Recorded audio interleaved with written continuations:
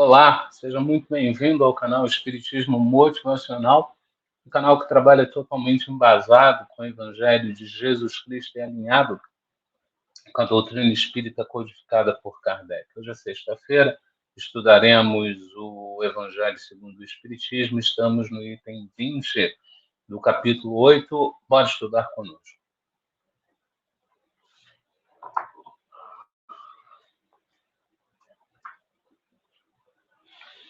A Ti, Senhor, mais uma vez, suplicamos pelo planeta e por todos que aqui habitam.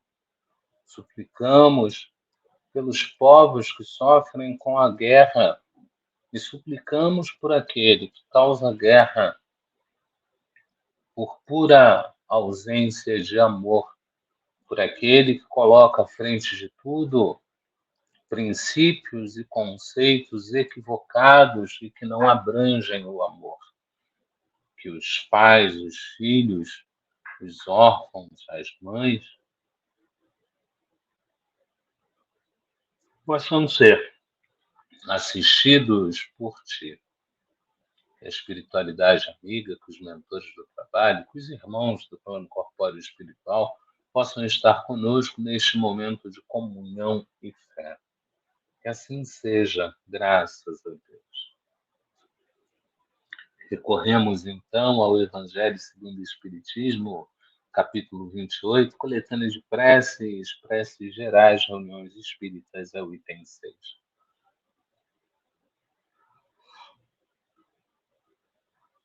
Rogamos ao Senhor, Deus Todo-Poderoso, enviar-nos bons espíritos para nos assistirem, afastar aqueles que possam induzir-nos ao erro e dar-nos a luz necessária para distinguirmos a verdade da impostura.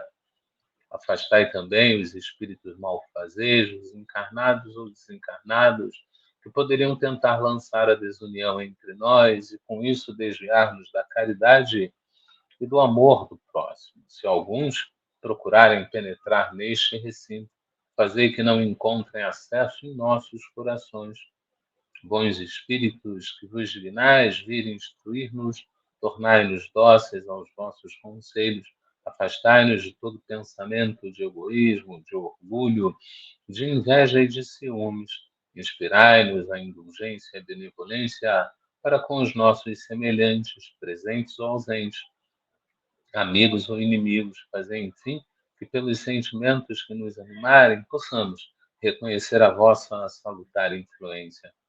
Dai aos médiuns que encarregardes de nos transmitir os vossos ensinamentos, a consciência da santidade do mandato que lhes é confiado e da gravidade do ato que vão praticar, a fim de que o façam com o fervor e o recolhimento necessários. Se estiverem entre nós pessoas que foram atraídas por outros sentimentos que não o do bem, abri seus olhos à luz e perdoai-as como nós as perdoamos. Sobretudo se vierem com intenções malfazejas. Pedimos especialmente aos mentores do trabalho, nossos guias espiritual, para nos assistir e velar por nós, que assim possa ser. Graças, graças, graças a Deus.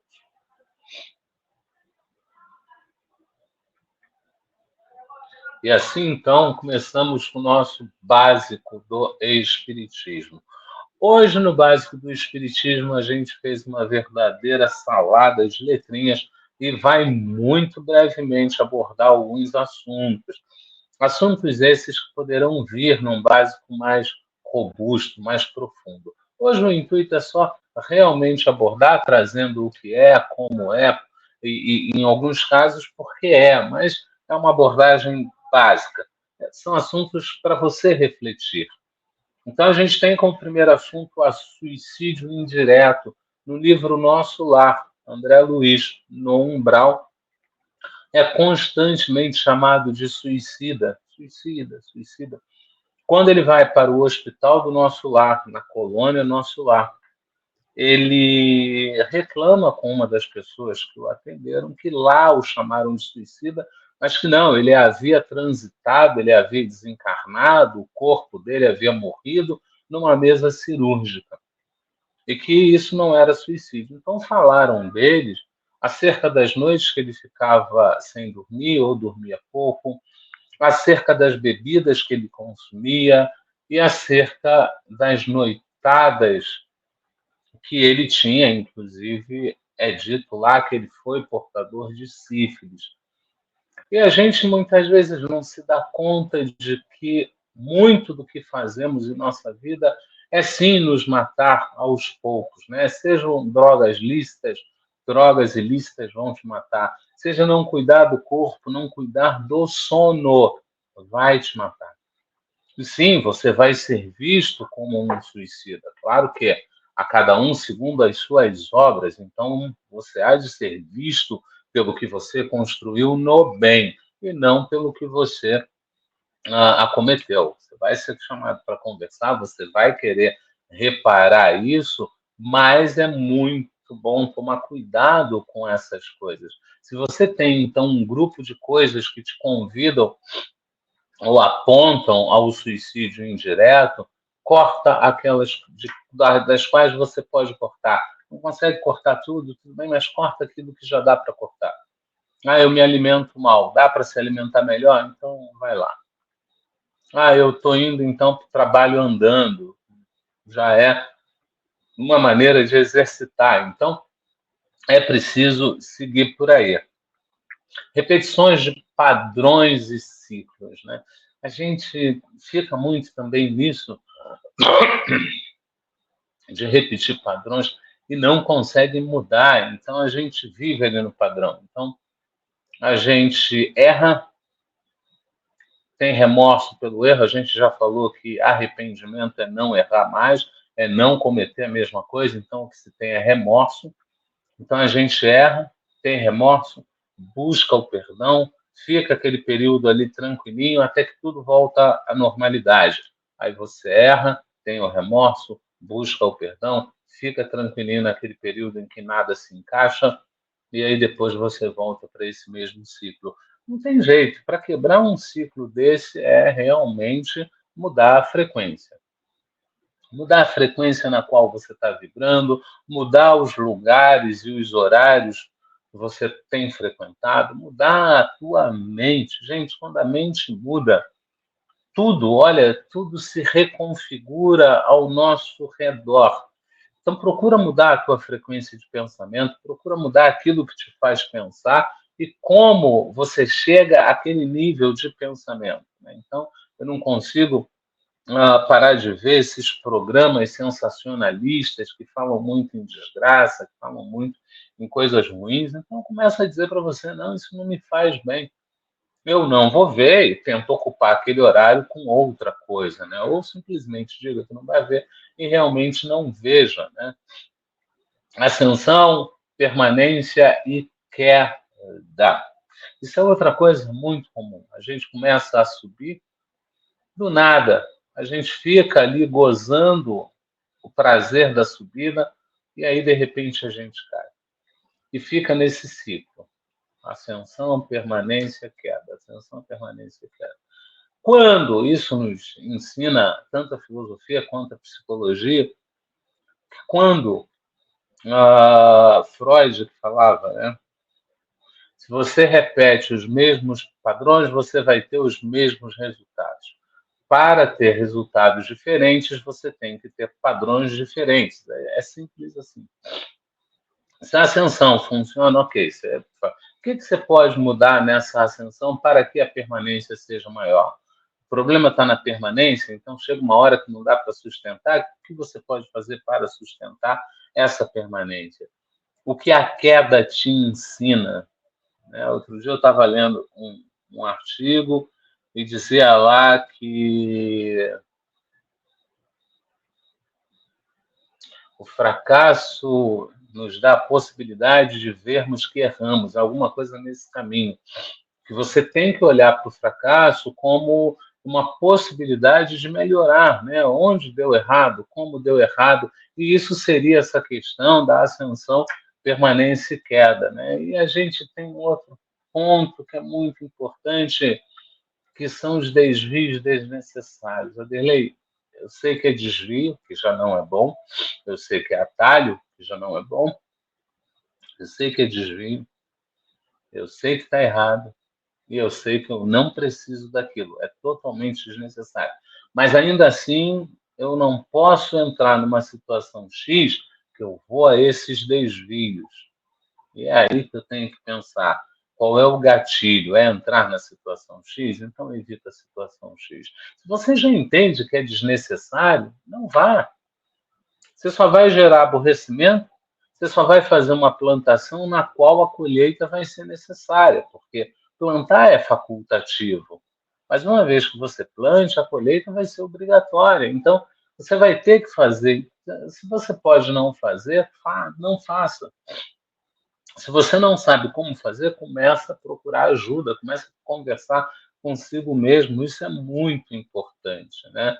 E aí a gente vem aquela coisa que a gente sempre fala, né? Rancor, mágoa e ausência de amor. O rancor é aquilo que queima dentro, né? A mágoa é aquilo que eu fico remoendo, procurando ali achar um ponto do porquê daquilo. A ausência de amor, quando eu não me importo. Quando eu não me importo, inclusive comigo, e alimento o rancor, alimento a mágoa. E se eu alimentar rancor, se eu alimentar mágoa, eu vou ficar escravo desse círculo vicioso, eu vou ficar escravo dessa coisa que não vai acabar em mim. É uma coisa que vai andar, vai me levar a definhar, vai me trazer uma depressão. Então, trabalha em você para se livrar a mágoa, se livrar a ausência de amor, perdoa o teu inimigo para que ele saia do teu caminho, para que ele siga o caminho dele. Sentimento de não pertencimento. Esse é um dos mais assim graves, porque a gente tem o sentimento de não pertencimento, mas a gente nem sempre identifica isso. E o sentimento de não pertencimento é quando eu vou para uma festa de família e formam-se aqueles grupos, eu olho 4, 5 grupos e vejo que eu não pertenço a nenhum deles. Se eu não me incomodo, não tem problema nenhum. O problema está justamente quando eu me incomodo, quando eu acredito que eu preciso pertencer. Gente, se existe tribo, eu pertenço a alguma. Pode ser que a minha tribo não esteja ali.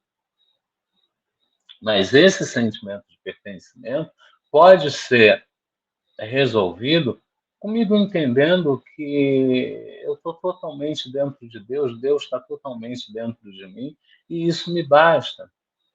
Mas, por outro lado, se você quer pertencer, se pergunte qual é o preço para esse pertencimento, qual é o caminho para esse pertencimento, e se você está disposto a percorrer esse caminho. Porque muita gente diz, o caminho de Santiago é maravilhoso. Aí tem outra pessoa que diz, são dias caminhando. E aí vem a terceira pessoa e diz, não, isso não é para mim. Por mais que eu goste do resultado, porque dizem que o caminho de Santiago te leva a uma reflexão, é um caminho que te abre os horizontes, que te abre a mente e tal, tal, tal. E você quer que abra a mente, você quer que abra os seus horizontes, mas você não quer andar por dias. Você não quer caminhar por dias. Então, só te resta, nesse caso, buscar um outro caminho para ter os mesmos resultados. Ou abrir mão do que está do outro lado. Não conseguir mudar. Isso é outra questão, porque a Joana de Ângeles, no seu trabalho sobre vontade, ela deixa muito claro que essa questão de não conseguir está muito ligado à vontade. O indivíduo não trabalha a vontade em si, então ele caminha até um certo ponto, volta. Ele caminha até um certo ponto, volta. Ele caminha até um certo ponto, volta. Porque a vontade não é forte o suficiente para catapultá-lo de um ponto a outro com firmeza, com segurança. Então começa a ver por que você não consegue, onde você não consegue, como você não consegue, se tem ali alguns atores, balizadores nessa relação, começa a ver se tem impeditivos nessa relação, então você vê, olha, eu consigo mudar, eu não consigo mudar, eu não consigo mudar agora, pode ser também uma possibilidade, né? Então programa lá para frente. E por fim, ficar na zona de conforto ou mudar. A gente precisa evoluir, a gente precisa seguir, a gente precisa andar, a gente precisa adiantar. A zona de conforto, ela deveria chamar-se zona de transição. É aquela zona em que você para um pouquinho para repor as energias e seguir para adiante. Se é assim na sua vida, então você não tem zona de conforto, você tem zona de transição. A zona de transição vira zona de conforto quando, ao chegar nela, eu apago todos os objetivos futuros e digo, é aqui que eu vou ficar até o fim dos meus dias. Isso é uma zona de conforto. Mas se você ainda não está pleno, você precisa sim mudar, e mudar é importante. Então, senhores, esse foi o nosso estudo de hoje. A gente pegou material de tudo quanto é lugar e, ao mesmo tempo, não pegou material de lugar algum. Não faz sentido, então, citar fontes. A gente ainda está com o título do trabalho antigo, ainda está com os pets pequenos do trabalho antigo, né? E a gente trabalhou aqui o básico do espiritismo. A gente, então, vai para o nosso boa noite, só que não, porque, mais uma vez, nós gravamos o estudo porque temos um outro compromisso. Vamos tentar, nesse dia, nesse horário, acompanhar o estudo, mas, se não conseguirmos, deixo aqui o meu fraternal abraço e agradeço a presença de todos. Para hoje, a gente entra numa nova seara. Vamos só à introdução. Evangelho segundo o Espiritismo, capítulo 8, bem-aventurados que têm coração puro. E para hoje a gente continua nas instruções dos Espíritos e vai para a nossa penúltima parte, que é bem-aventurados que têm fechado os olhos. A exemplo da última, deixar e vir as criancinhas, ela também tem 2 itens. Hoje a gente vai fazer um item e na semana que vem a gente faz outro item. Então, ele começa bem lá no início, ele diz, porque o título é Bem-aventurados que têm fechado os olhos. Ele bota um asterisco ali para avisar que ele tem uma explicação para aquilo. E a explicação que ele tem é justamente esta comunicação foi dada com relação a uma pessoa cega, a cujo favor se evocara o espírito de J.B. Vianney Curadares. A gente precisa saber que o João Maria Vianney, o cura Dares, é padroeiro dos padres, né? Cura quer dizer pároco, vigário, por isso ele levava o nome cura. E Curadares significa o pároco ou vigário da cidadezinha de Arles, na França. Então, essa mensagem foi deixada por ele em relação a uma pessoa cega. E ele começa, na sua mensagem, a gente separou são 5 parágrafos. Meus bons amigos, para que me chamastes? Terá sido para que eu imponha as mãos sobre o pobre sofredora que está aqui e a cure? Ah, que sofrimento! Bom Deus! Ela perdeu a vista e as trevas a envolveram. Pobre filha, que ore e espere, não sei fazer milagres. Eu, sem que Deus o queira. Porque essa era uma visão, e devia ser uma visão ainda atual, de que não sou eu que faço a cura, é Deus, são os filhos de Deus, são os enviados de Deus. E a gente precisa ter essa consciência que eu preciso pedir sim, é importante que eu peça sim, mas é importante que eu entenda que eu não sou o que cura, eu sou o que transmite a cura. Por isso ele bota lá que não sabe fazer milagres e não sabe fazer milagres sem que Deus queira, né? Todas as curas que tenho podido obter e que vos foram assinaladas, não as atribuais, senão aquele que é o Pai de todos nós. Nas vossas aflições, volvei sempre para o céu o olhar e dizei do fundo do coração, meu Pai, cura-me, mas faze que minha alma enferma se cure antes que o meu corpo, que a minha carne seja castigada, porque essa era uma visão antiga.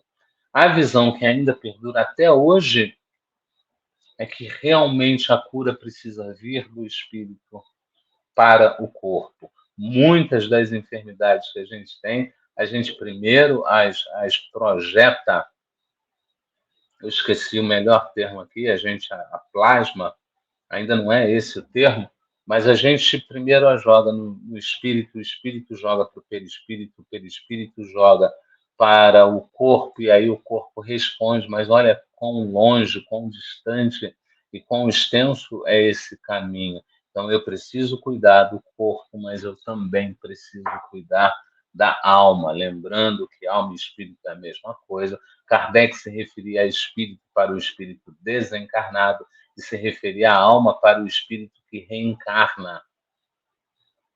E aqui ele traz um ponto interessante, que é um ponto voltado para aquela época, em que se acreditava que se a carne fosse castigada, eu seria purificado. Lembra lá do flagelo, autoflagelo? Então, acreditava-se que ao castigar a carne, eu estava abençoando o corpo, eu estava livrando o corpo.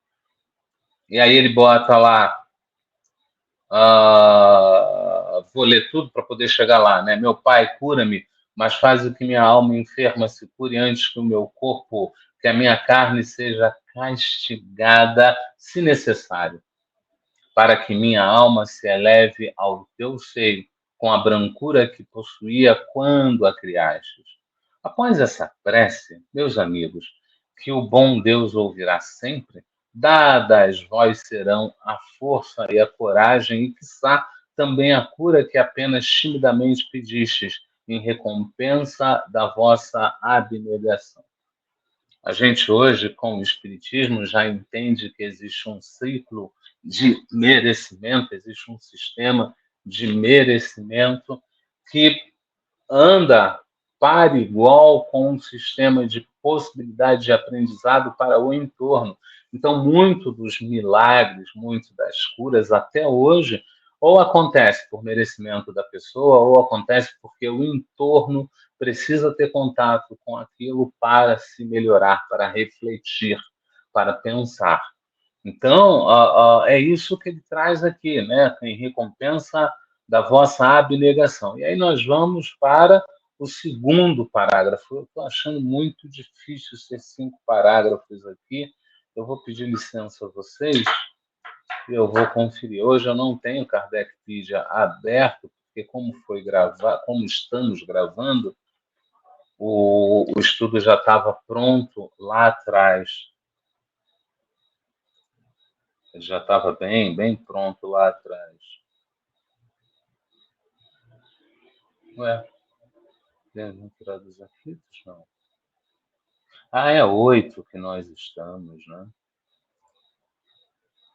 Instrução dos Espíritos, bem-aventurados que têm puro coração. É isso mesmo, são 5 parágrafos. 1, 2, 3, 4, 5 parágrafos, está certinho. Vamos seguir aqui.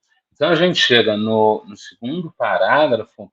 Contudo, uma vez que aqui me acho numa assembleia onde principalmente se trata de estudos, dir-vos-ei que os que são privados da vista deveriam considerar-se os bem-aventurados da expiação.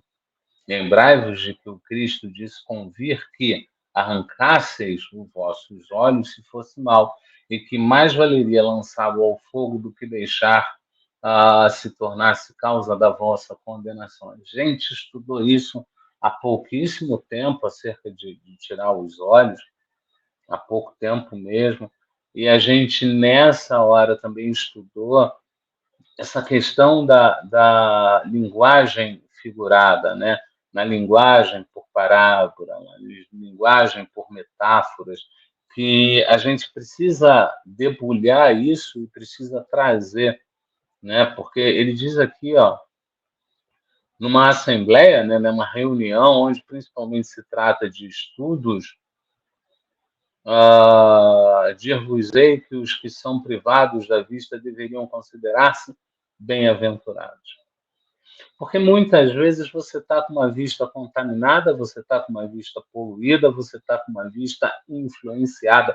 E quantas vezes na nossa família, no nosso trabalho, na nossa sociedade, a gente não se deixa influenciar pelo outro e colocamos uma máscara nos olhos sem nem perceber que estamos com máscara.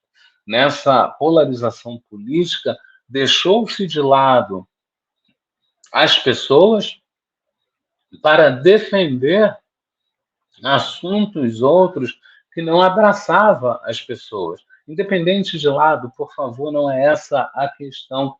Deixou-se de defender para, então, começar a defender nomes. E isso, quando você está cego, é extremamente complicado, é extremamente delicado.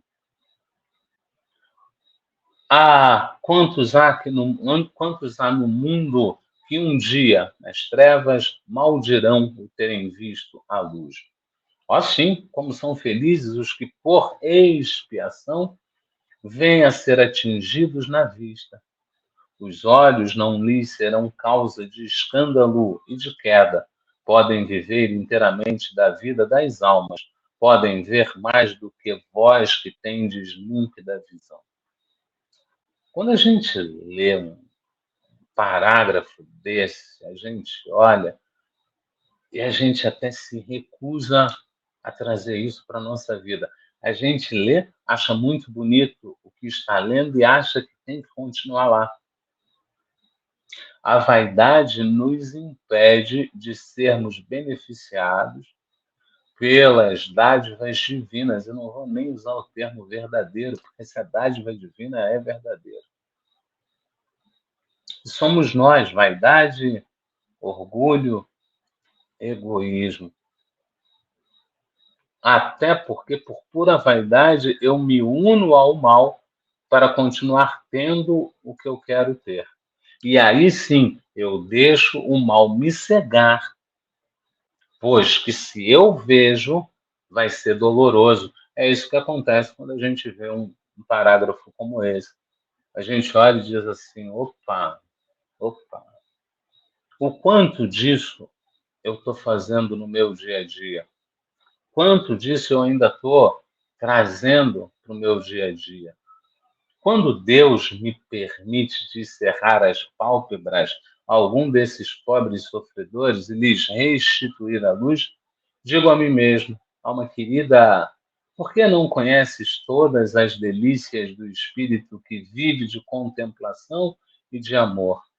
Não pedireis, então, que se te concedesse ver imagens menos puras e menos suaves do que as que te é dado entrever na tua cegueira. Gente, aqui está falando da mãe em que o filho só dá alegria. A gente aqui está falando da esposa cujo marido só dá alegria. E aí você quer ver, você não quer olhar para outra criança, você não quer olhar para outro homem, você não quer outra vida, porque aquela vida ali foi a vida que você escolheu, é a vida que você segue, é a vida que você toca. A gente pega pessoas outras, desculpe, a gente pega pessoas outras que não conseguem fixar o olhar em uma só pessoa, então ela fica cega e começa então a flertar com toda e qualquer pessoa que possa lhe dar aquela etapa de prazer fugidio naquele momento. Uma mulher que vai com um homem só, acredita num homem só, cria uma relação com um homem só, ela vai ter todos esses momentos na hora certa. A pessoa que vai para o desvio, ela quer todos aqueles momentos na hora que ela estiver disponível para eles. Ela não quer esperar momentos, ela não quer nada. E isso é a cegueira. É isso que ele traz aqui, que há de nos comprometer a visão. E aí a gente vai para o parágrafo 3, onde ele traz para a gente, ó, bem-aventurado o cego que quer viver com Deus. Mas ditoso do que vós que aqui estáis, ele sente a felicidade, toca, vê as almas e pode alcançar-se com elas as esferas espirituais que nem mesmo os predestinados da terra logram divisar. Então, quando você vai para o caminho certo, quando você vai pelo caminho correto, você tem muito mais prazer, você tem muito mais felicidade e pode ver e pode tocar essa felicidade. Pega uma pessoa que foi fiel a vida toda, nunca olhou para o lado, nunca pensou. Eu estou falando só de casamento, não. Eu estou falando de tudo. Fiel no trabalho, fiel quando alguém confiava alguma coisa importante a ela, fiel em tudo. Fiel ao que foi contratado. Pega essa pessoa que conseguiu ser fiel. E aí você vai perguntar, você foi fiel? Ela vai te responder exatamente isso. Sim, fui. Você é feliz? Sim, sou. A verdade não tem poesia. A verdade é o que é, pronto e acabou. É o amor puro. Pega uma pessoa que foi infiel e pergunta para ela. Se ela tiver coragem de responder, pergunta para ela: você foi infiel? Se ela tiver coragem de responder e não mentir, dizendo não, não. Aí quando ela quer mentir, ela diz: eu? Não, eu sempre fui fiel.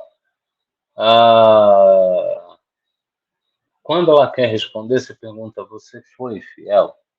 Você sempre foi fiel? Ao invés dela te responder com sim ou não, ela vai precisar te contar uma história antes de te responder. É a poesia da mentira, porque a verdade não tem poesia. Você foi infiel? Então, o que acontece é que eu ficava muito tempo sozinho, sabe? O meu marido, ele trabalhava num sistema lá de 15 dias fora, 15 dias em casa. A minha esposa trabalhava num sistema lá que ela tinha que dar plantão. Ela ficava um dia inteiro no plantão, 24 horas, e ficava lá 2 horas, ficava 2 dias, 48 horas em casa. Explicou, explicou. Não vai ver a felicidade, não vai tocar a felicidade, não vai. Até porque, se você olhar esse grupo de pessoas, o que você vai observar são pessoas que rodam feito barata tonta. São pessoas inconstantes, são pessoas sem firmeza. Por quê? Porque são pessoas que não estão cegas. Elas abriram os olhos para coisas que não deveriam abrir e foram seduzidas, se deixaram de seduzir. São duas coisas. Uma coisa sou eu ser seduzido, e outra coisa sou eu me deixar seduzir. Abertos, os olhos estão sempre prontos a causar a falência da alma. Abriram os olhos para coisas que não deviam. Aberto, os olhos estão sempre prontos a causar a falência da alma. Fechados, estão sempre prontos, ao contrário, a fazê-la subir para Deus. Crede-me, bons e caros amigos, a cegueira dos olhos é muitas vezes a verdadeira luz do coração, ao passo que a vista é com frequência o anjo tenebroso que conduz a morte. Se eu não tenho segurança, o que nos diz a empresa do cartão de crédito? Compra, compra, compra. Você não tem dinheiro hoje? Compra, compra. Pode comprar hoje, pode pagar daqui a 45 dias.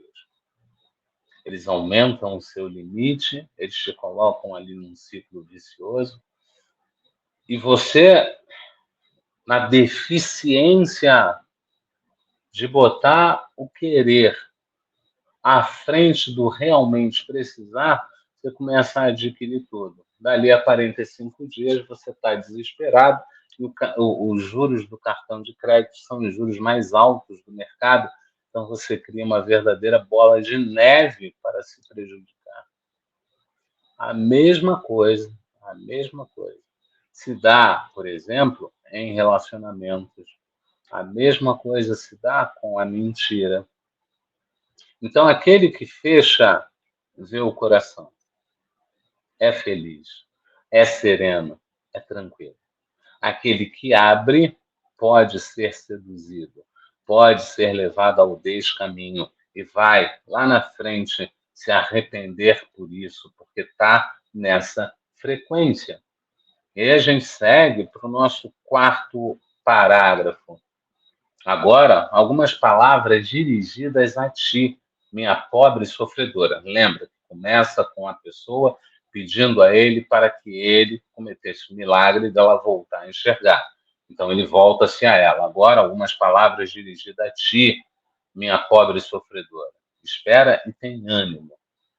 Se eu te dissesse, minha filha, teus olhos vão abrir-se, quão jubilosa te sentirias.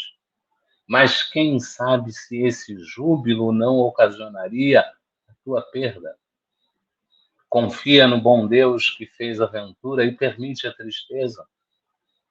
Farei tudo o que me for consentido a teu favor, mas a teu turno, ora, e ainda mais pensa em tudo o quanto acabo de te dizer. Aí a gente aborda agora um outro ponto, já que a gente já abordou dois pontos diferentes, que é o ponto do eu tenho isso, mas eu não quero ter isso. Eu sou baixinho, mas eu quero ser muito alto. Eu sou gordinho, mas eu queria ser magrinho. Eu sou gordinho, mas eu queria ser magrão. Eu sou muito alto, eu queria ser mais baixo. A gente trabalha ali nos contrastes e a gente vai pedindo sempre a grama do vizinho. E esquece de trabalhar com aquilo que nós temos, já que aquilo que nós temos é o que precisamos para evoluir. Ninguém vem do jeito que vem se não for aquilo necessário para a sua evolução. E aí a pessoa está perdendo tempo com a sua evolução, querendo estar na média da população. A média da população é isso. O que a população diz que é bonito é isso. O que eu vejo na rua e acho bonito é isso. Então eu quero isso. Querer não é precisar. Eu preciso aceitar-me como eu sou. E eu preciso entender que se eu sou daquele jeito, existe um propósito.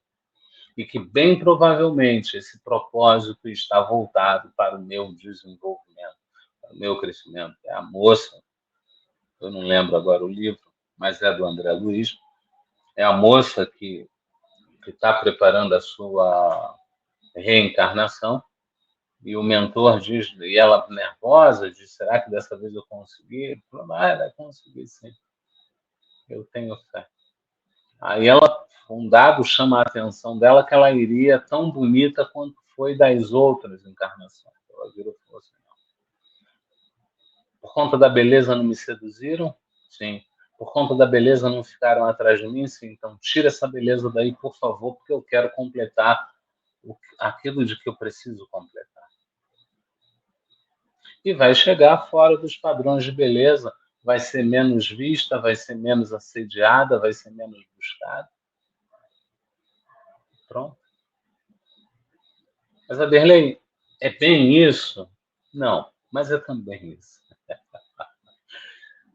O que voga para obsessores, para a turma do contra, para aqueles que não te amam, é a tua energia. Então, você pode vir a pessoa mais feia do mundo, mas se a tua energia ativa a essa turma do contra, ativa os teus perseguidores, os teus adoradores, para não dizer que tudo é mal, ativa os teus adoradores, eles vão te encontrar e eles vão te adorar daquele mesmo jeito. Mas é óbvio que serão bem menos. É óbvio que serão aqueles mais obstinados em você. Fora isso, você vai passar desapercebido, eles não vão nem te notar e você vai ter uma possibilidade de transitar um pouco mais, né? Se você vive na nobreza, na nobreza, na nobreza, quando você vai para a pobreza para servir a nobreza, é que você entende algumas nuances que antes você nem via, dirá entender. E aí ele diz que fará tudo e a gente continua no último parágrafo, que é só uma frase. Antes que me vá, recebei todos vós que aqui vos achais reunidos a minha bênção. Aí está lá Vianney, Coradaz, Paris é ótimo, Paris, 1863.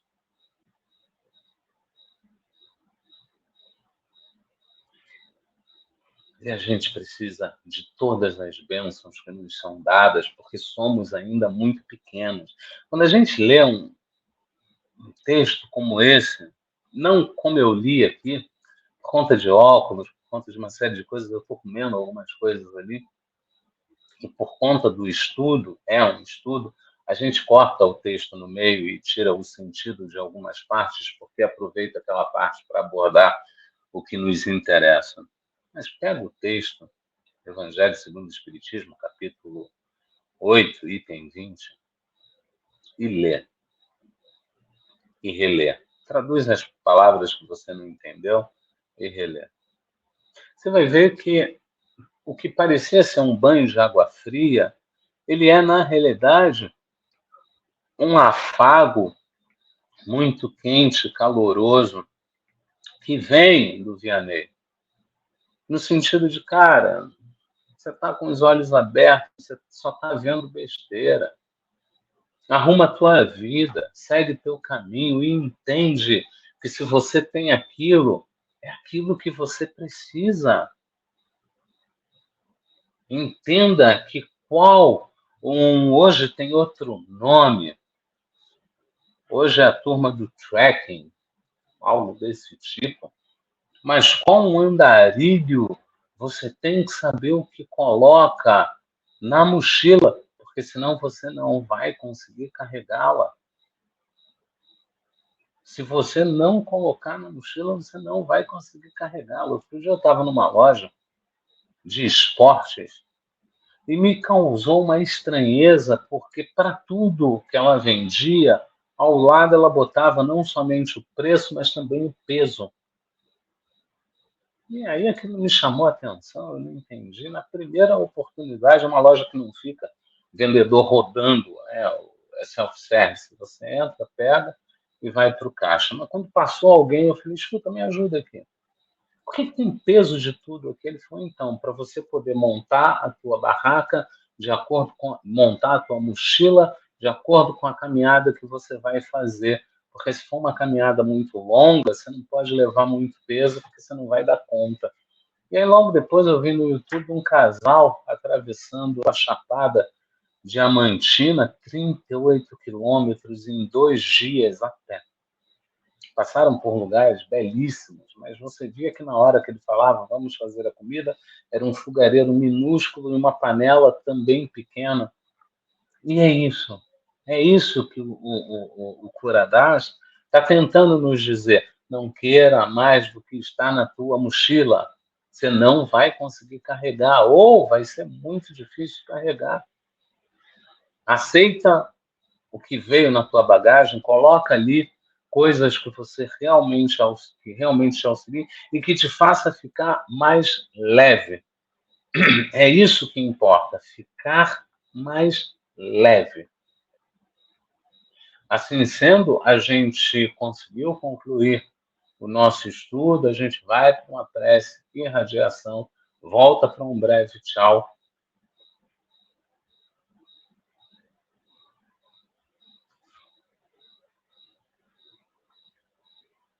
É com as mãos para o alto que agradecemos todas as graças que chovem sobre nós.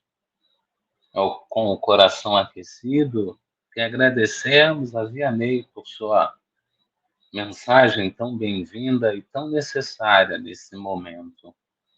Ao Mestre Jesus, ó Mestre Jesus, agradecemos pelos caminhos, aos mentores, o suporte, a espiritualidade amiga, todo o carinho com o qual somos tratados.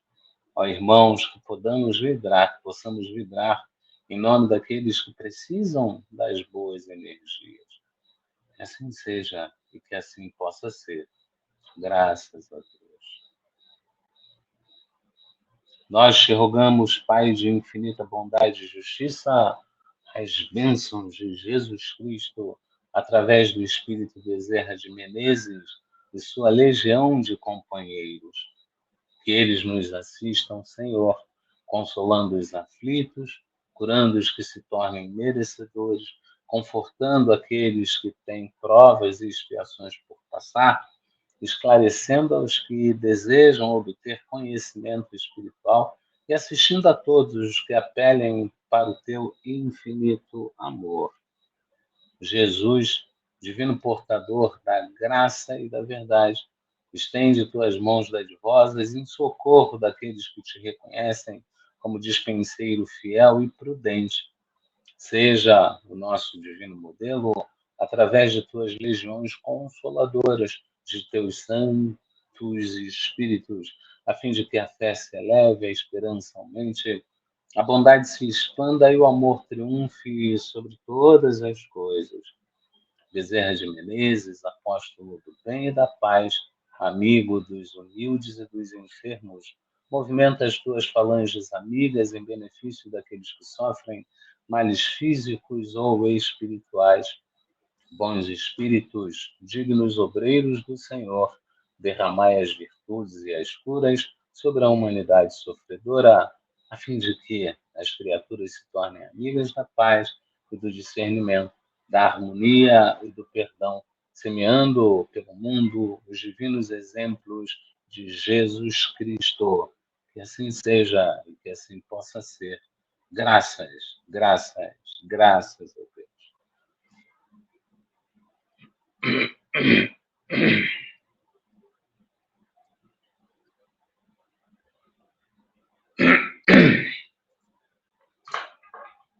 Travou a garganta, mas a gente segue.